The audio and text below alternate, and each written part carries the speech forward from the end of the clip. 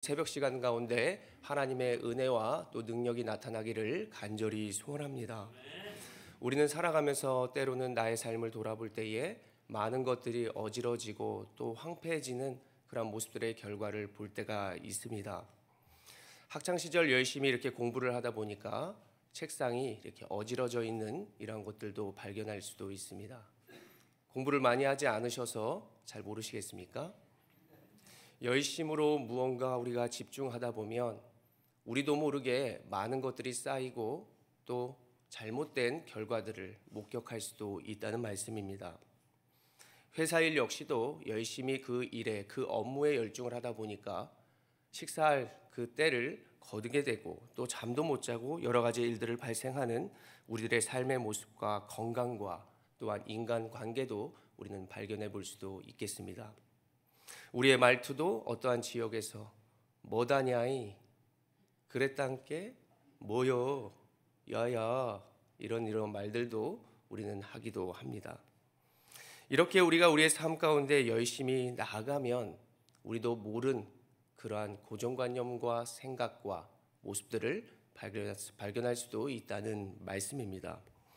이스라엘 백성들은 먼저는 하나님의 은혜 가운데 하나님의 영역 가운데 살아갔던 백성들이었지만 그들의 여러 가지의 삶의 모습 가운데 무엇인가 집중하고 그리고 무엇인가 선호하고 나아가다 보니까 나도 모르는 사이에 많은 영향들을 받게 되고 그러한 문화와 현실 가운데에 고정화되는 그런 나의 모습들을 발견할 수 있게 됩니다.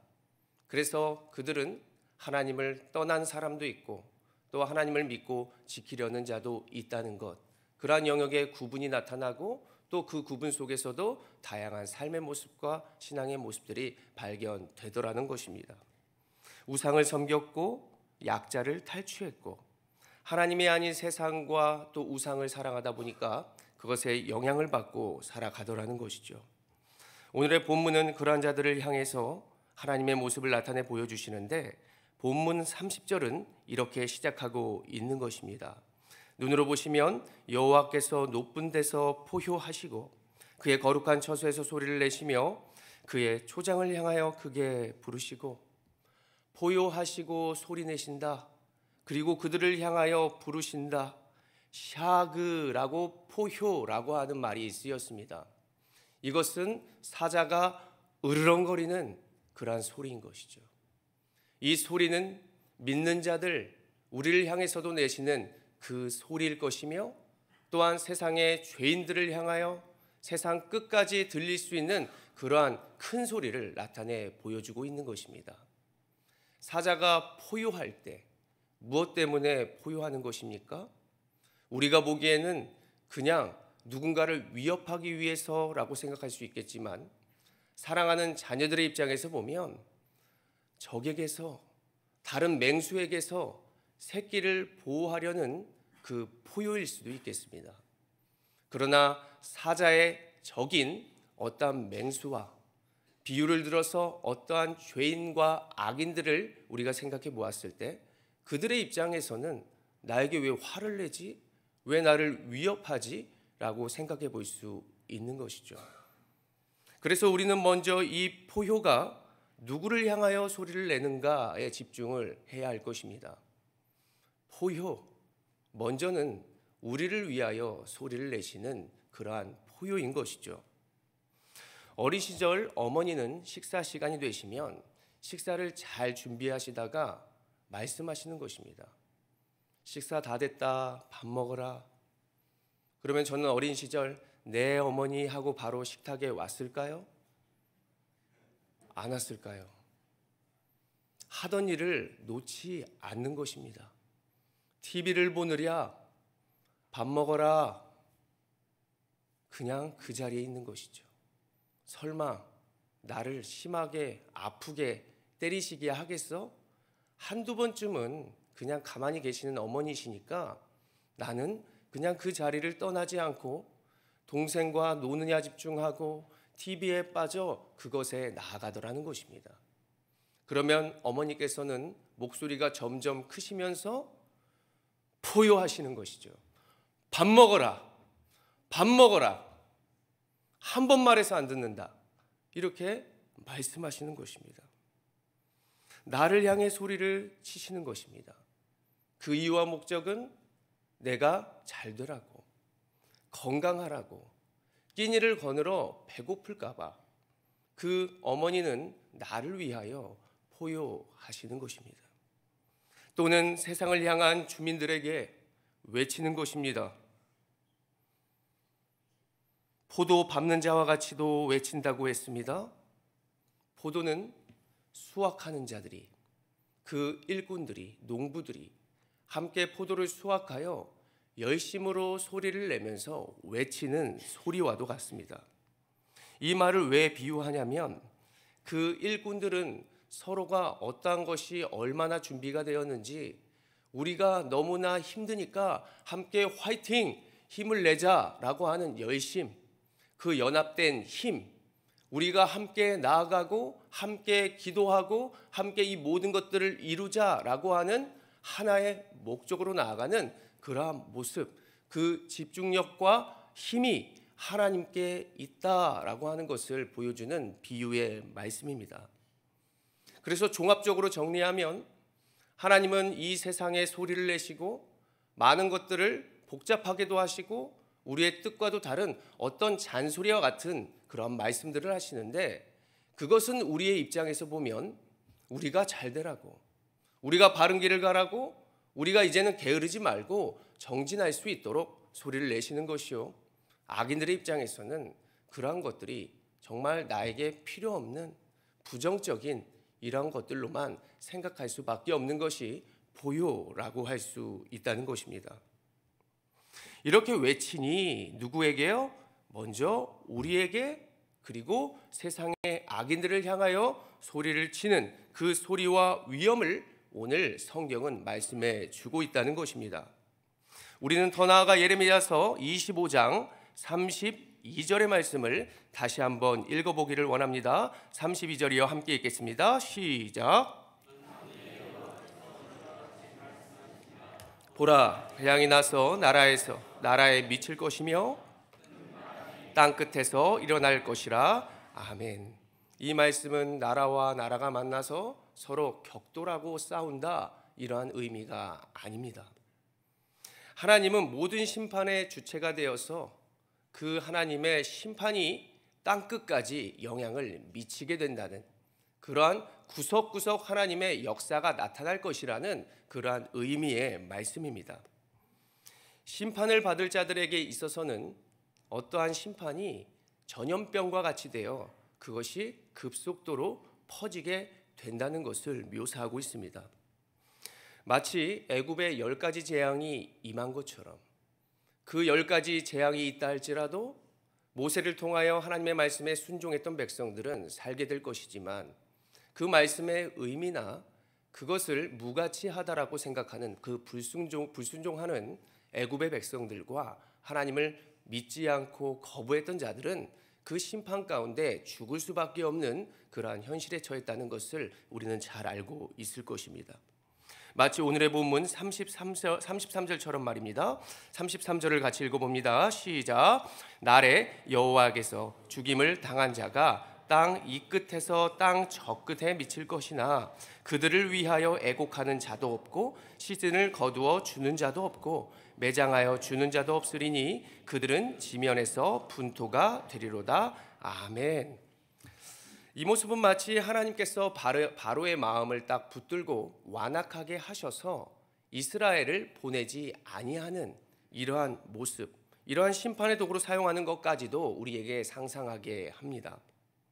바로는 이스라엘 백성들이 출애굽하였을 때 하나님께서 바로의 마음을 완악하게 하셨다. 출애굽하는 백성들을 보내주었는데 끝까지 따라 나서는 애굽의 병거와 마병을 우리는 생각해 봅니다.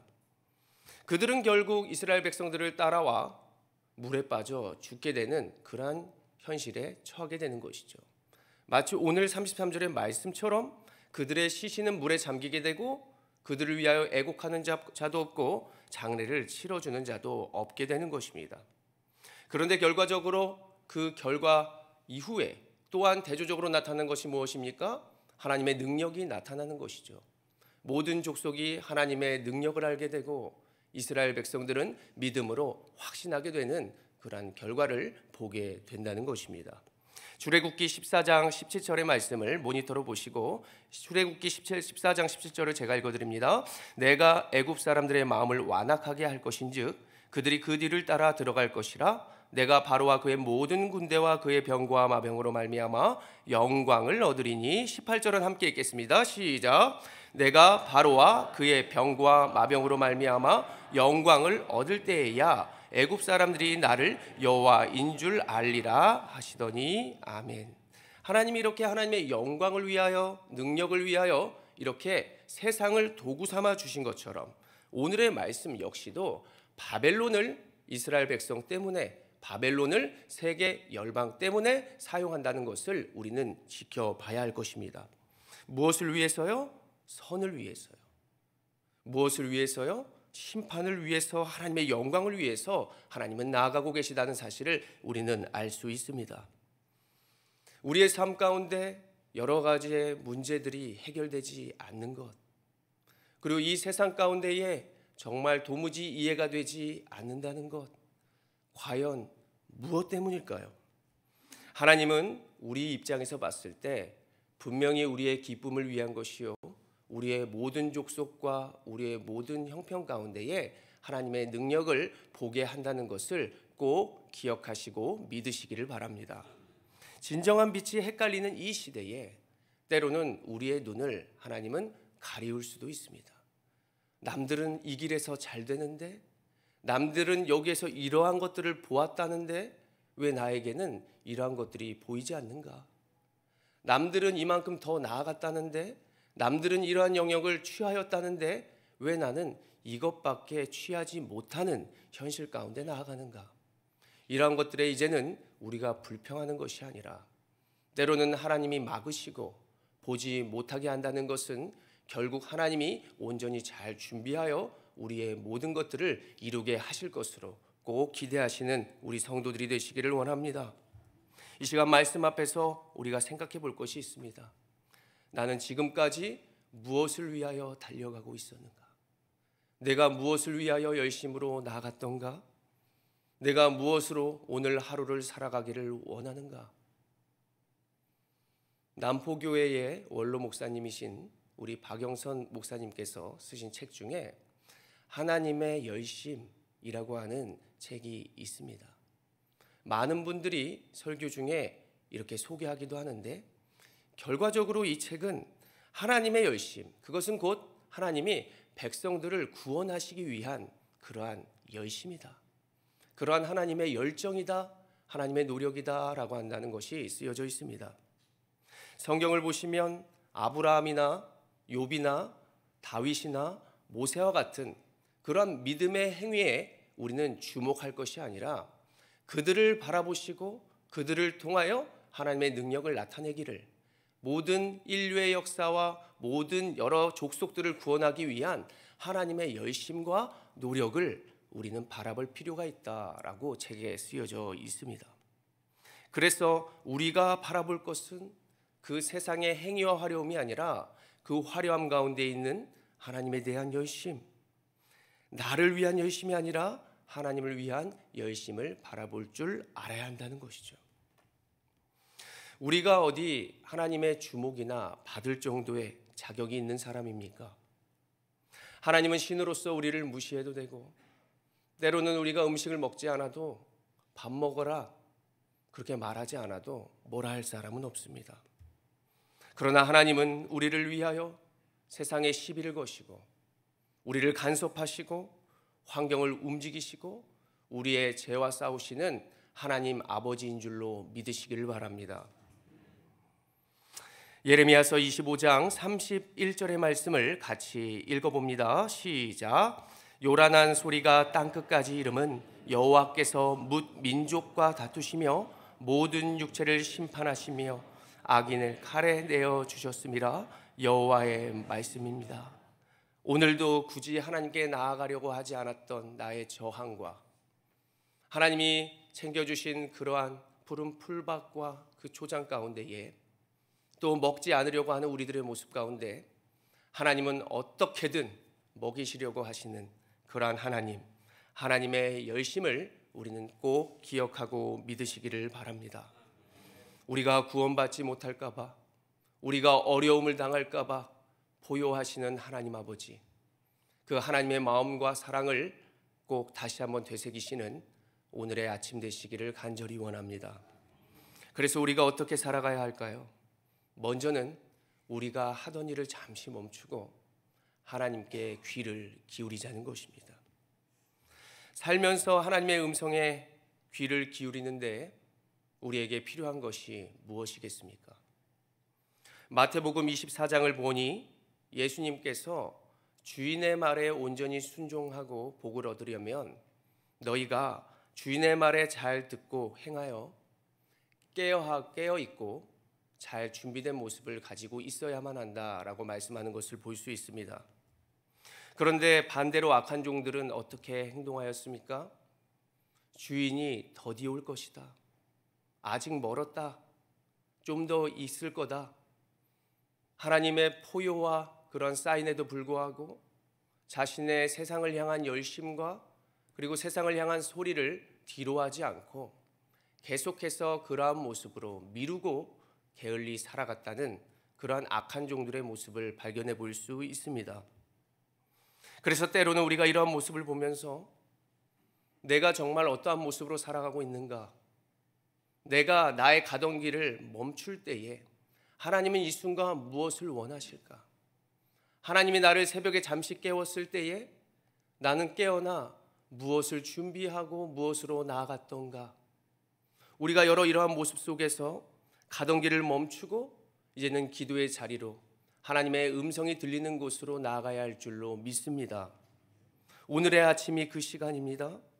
우리가 순종했던 그러한 종들과 또 복을 얻었던 그러한 마태복음 24장의 거룩하고 착한 종들처럼 우리가 음성에 순종함으로 하나님의 귀한 복을 누리는 귀한 백성 되시기를 간절히 원합니다. 두 번째로는 분명한 심판이 있을 것이고 그것은 우리를 살기 위함이요 구원을 위함이라는 사실을 잊지 마시기를 바랍니다. 하나님이 때로는 나에게 걱정을 주시는 이유, 때로는 막으시는 이유, 또한 슬픔을 주시는 이유, 다 그러한 것에는 이유가 있다고 봅니다. 우리의 가정과 우리의 모습 가운데에 더 큰 하나님의 선하심이 있다는 것을 꼭 믿으시기를 바랍니다. 시편 48편 11절의 말씀 우리의 모습일 줄로 믿습니다. 함께 읽습니다. 시작. 심판으로 말미암아 시온산은 기뻐하고 유다의 딸들은 즐거워할지어다. 아멘. 그리고 나서 시편 48편의 기자가 하는 말이 무엇인 줄 아십니까? 우리를 죽을 때까지 인도하신다. 우리를 인생 끝까지 책임지신다 라고 찬양으로 고백하는 시인의 고백을 볼 수 있다는 것이죠. 문제없는 사람은 없습니다. 그런데 그 문제를 어디서 풀어내느냐? 그리고 무엇으로 해결하느냐? 내가 누구와 함께 하느냐? 우리가 이것을 꼭 돌아보셔야 합니다.